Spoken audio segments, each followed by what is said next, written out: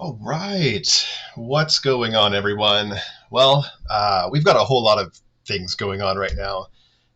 My personal life is getting really intense. I'm searching for a new job with supreme intensity and priority. I'm recovering from a nasty leg break, but other than that, we've got lots of great things going on right now in the gaming world. Uh, we've got a D2 ladder reset happening on 12/6. And at the same time, we have POE-2, Path of Exile 2 Early Access, opening up that same day. I think it's 11 a.m. PST. Um, that's really exciting. Two of my favorite games, probably of all time. So, quick disclaimer here, though. Even with lots going on in my personal life, I'm just kind of struggling to get to even check a lot of these updates and stuff. I am going to be doing my best to acquire the access to the early access beta and to be able to make some videos for you guys. Hopefully streaming Path of Exile 2 on day one. That's still to be determined. I'm not sure how things are going to go, but we'll see. PoE 2 content's going to start today with this video.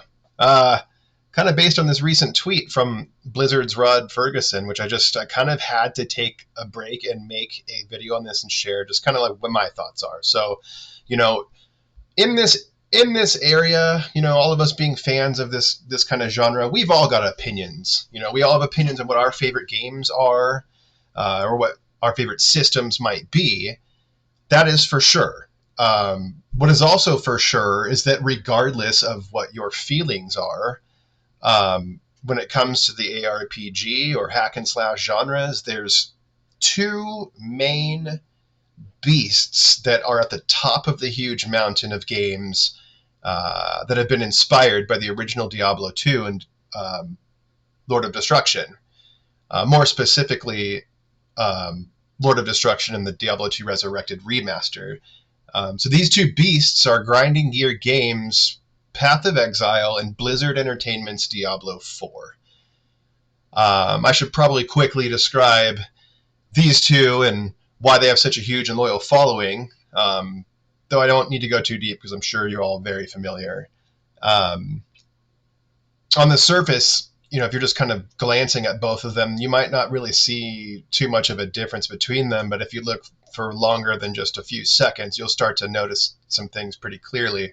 And even more so if you actually play the games. They're really different. So quick history recap. Diablo 2 is just highly regarded far and wide as one of, and in my opinion, the best hack and slash ARPGs of all time. D2 is known to have laid the foundations for these types of games that we see today. And many people believe, including me, that there hasn't been a true successor to carry that torch from that masterpiece.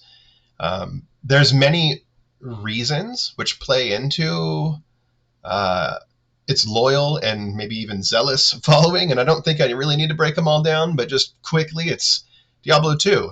Itemization, just one of the best, still 24 years later. The item grind itself, I know that there's some controversy here, but the real fans that have played for a long time will understand that Diablo 2 does not instantly reward you. There is a grind.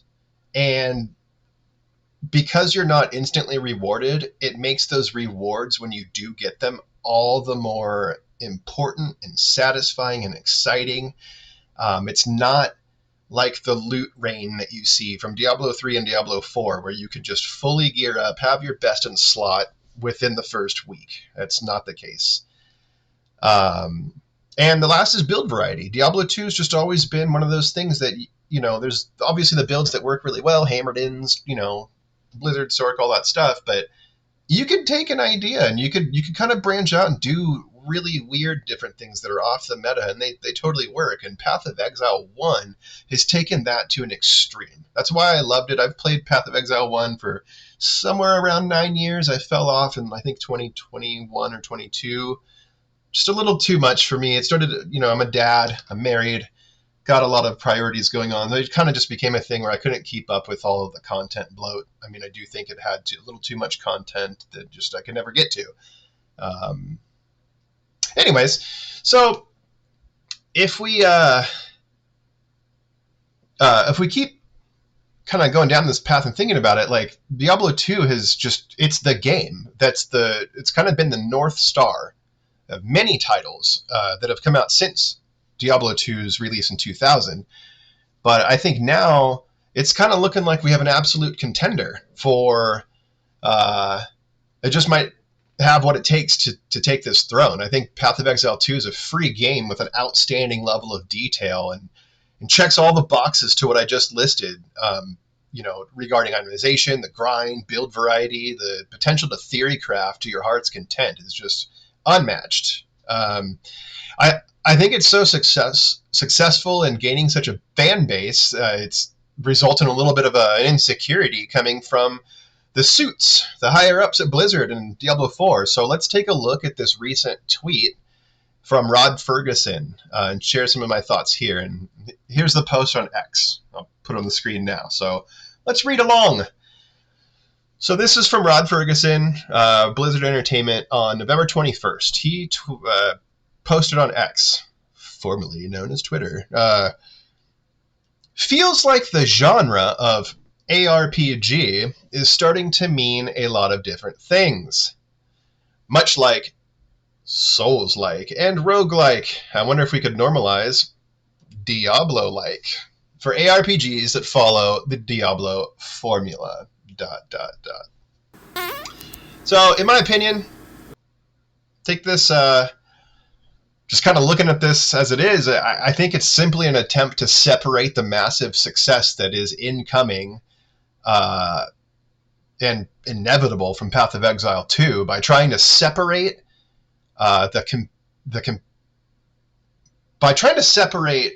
from competing in the same arena as Diablo 4. Wouldn't you agree? Let me know. What do you think? I think it also begs the question, what is a Diablo-like? Like, what are we talking about here? I mean, when I think of Diablo, I immediately think of Diablo 1 and Diablo 2. I mean, Diablo 1 still has just one of the best atmospheres I've ever seen. I think of that music all the time. It's like the soundtrack to my life. Diablo 3 and Diablo 4 has totally ruined this franchise.